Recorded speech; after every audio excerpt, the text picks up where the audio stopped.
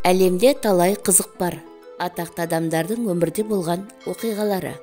Күнделікті өмірде неше түрлі қызықты оқиға орын алып жатады.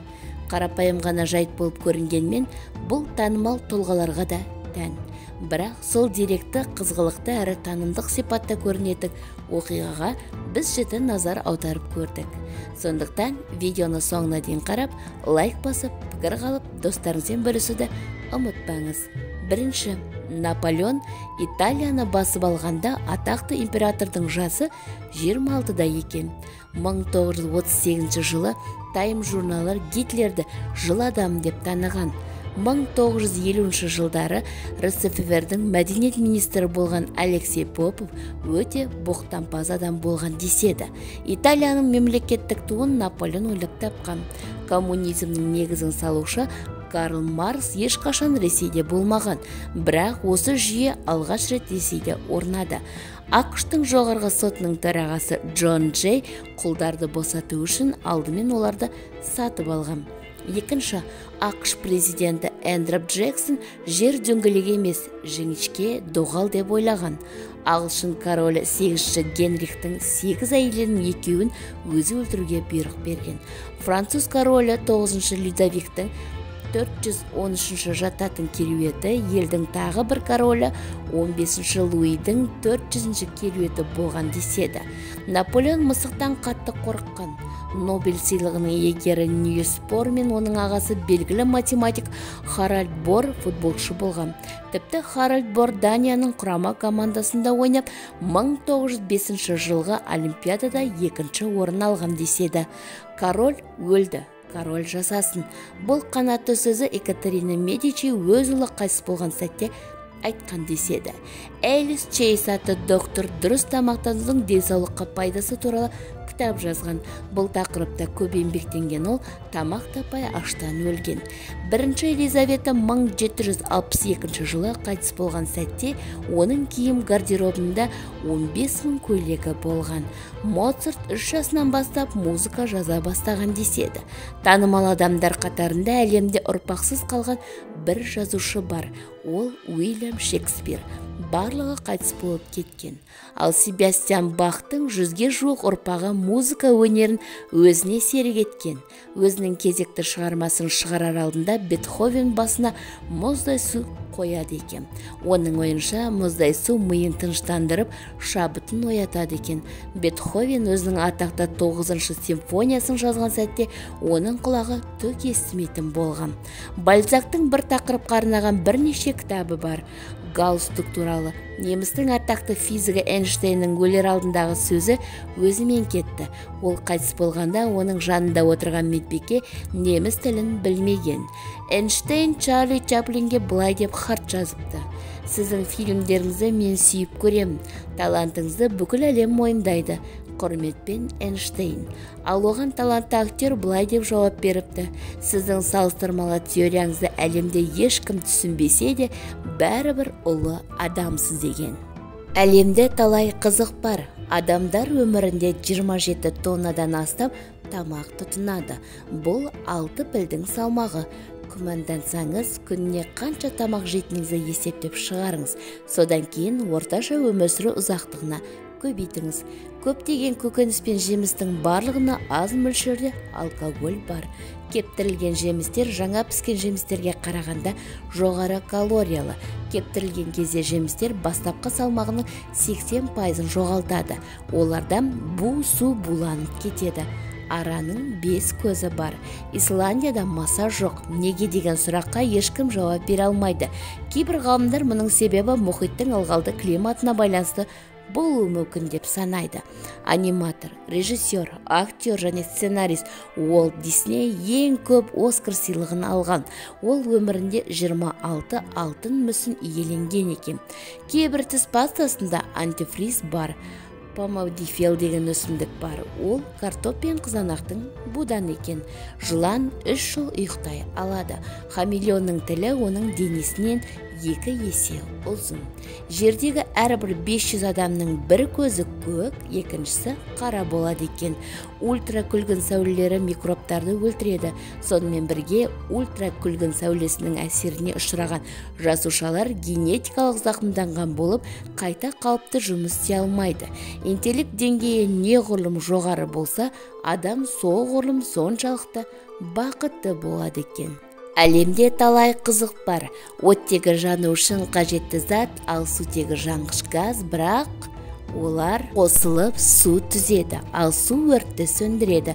1863 жылы фантаст жазушы Жюль Верн өзінің 19 ғасырдағы Париж атты кітабында автокөлік, факс аппараты мен электр орындық туралы жазған. Баспа авторды есуас деп қолжазбаны оған қайтарып берген екен. 1934 жылы қайтыс болған физик және химик Мария Кюридің киімдері мен жеке заттары 100 жылдан астам уақыт радиоактивті саналады. Себебі ол өмірінің соңына дейін улы элементтермен жұмыс істеген және өзі де уланып 66 жасында қатерлі ісік ауруынан қайтыс болған. Оның жеке заттары Францияның ұлттық кітапханасында қорғасын құтыда сақтаулы тұр. Электрлі орындықты тіс дәрігері ойлап тапқан. Адамның оң өкпесі сол жақ өкпеге қарағанда ауаны көп ұстайды.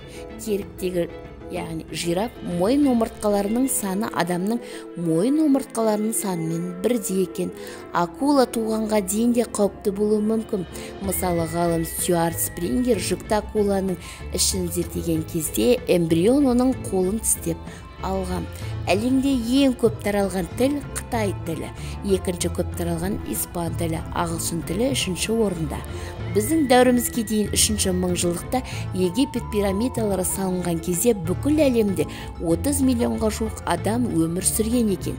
Қазіргі кезде әлем халқының саны жыл сайын шамамен 80 миллионға көбеюде. Ғалымдар есінеудің физиологиялық себебін әлі анықтаған жоқ. Бір теорияға сәйкес, есінеген кезде адам денедегі оттегі жетіспеушілігінің көп бөлігін алады екен. Тағы теория бойынша қызыл кеткен ми есінен арқылы температурасын төмендетеді. Бұл теориялар дәлелденген жоқ, ал есінеудің жұқпалылығы статистикалық тұрғыдан дәлелденген. Сібірдегі Байкал көлі әлемдегі ең терең көл. Байкалға тең бассейнді толтыру үшін әлемдегі барлық ірі өзендер Еділ, Дон, Днепр, Енисей, Ураль, Обь, Ганг, Орнико, Амазонка, Темза, Сена және Одер бір жылға жуық тоқтамай ағуы керек екен. Әлемде талай қызық бар. Біз жұлдыздың айналасында сағатына 108 мың километр жылдамдықпен айналатын планетадамыз. Бұл жұлдыз сағатына 828 мың километр жылдамдықпен галактиканың ортасында айналады. Ал галактика ғалым ішінде сағатына 2.160.000 километр жылдамдықпен қозғалады екен. Google компаниясының кеңсесінде күн тәртібі деген түсінік жоқ. Әркім өз жұмысын кез келген уақытта бастайды және оны қалаған уақытта аяқтайды. Google құрылтайшылары 1999 жылы компанияны $1 миллион сатуға шешім қабылдаған, бірақ екі тарап келісімге келе алмаған. Жер ғаламшарлардың арасында ешбір құдайдың атымен аталмаған жалғыз планета. Жер бетіндегі ең биік шың Эверест 100 жылда жарты метрге өседі. Құндыздар бір-бірінің қолынан ұстап ұйықтайды екен. Гиннестің рекордтар кітабы әлем кітапханаларынан ең көп ұрланатын кітап. YouTube'тегі барлық видеоны көру үшін 1000 жыл қажет. Бір күн бұрын қайнатылған шай ішу денсаулыққа қауіпті. Ол тотығу өнімдерімен өзара әрекеттесуіне байланысты ағзада аллергия туғызып, ішек жұмысын бұзады екен. Марстағы Олимп тауының биіктігі 21,2 километр, диаметрі 540 километр. Кофені көп ішкен адамда галлюцинация болады. Оны орташа мөлшерде ішу қатерлі ісікті, бауыр циррозын, буын ауруларын, 2 типті қант диабетін емдеуге көмектеседі және жасушаларды жасартады екен. Кәдімгі суды мұздатсаңыз, мұз ақ түсті, ал қайнатылған суды мұздатсаңыз, мұз мөлдір болады екен. Әлемде талай қызық бар. Бұғы мүйізі үздіксіз өсетін қатерлі ісік. Алайда бұғының денесінде ісіктің бүкіл денеге таралуына жол бермейтін жасушалар бар. Карталар метафизикалық мағынаға ие. Мысалы, 52 карта бұл жылдың 52 аптасы. 4 түрі мезгілдер. Әр түрдің 13 картасы ай циклінің 13 фазасы. Егер сіз карталардың барлық мәнін қосса, 365 саны шығады. Бұл бір жылдағы күн саны. Әлем халқының 40%-дан астамы ешқашан телефон қоңырауын естімеген. Африкада әрбір 40 адамның бірінде телефон бар. Бүгінге дейін соғылған ең ауыр тиын Канада банкі шығарған $1 миллион алтын монета. Оның салмағы 100 келі, диаметрі 58, қалыңдағы 2,54 сантиметр. Барлық адам түрлі түсті түс көретін болса да, жер бетіндегі адамдардың 10% түнде түсінде көрген түсін есте сақтай алмайды.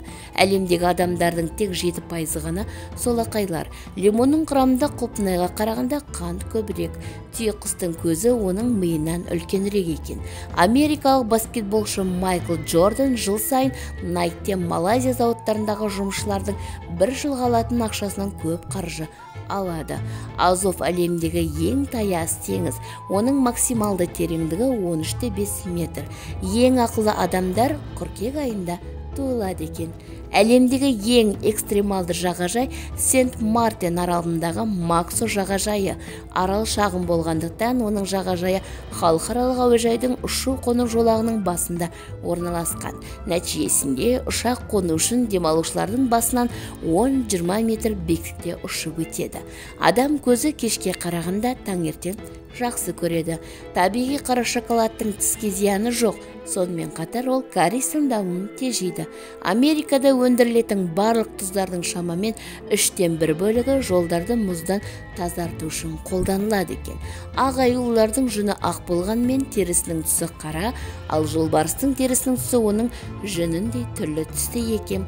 Авокадо бұл витаминді бомба. Авокадоны үнемі тұтынатын адамның дені сау, тырнағы мықты, шашы берік болады екен.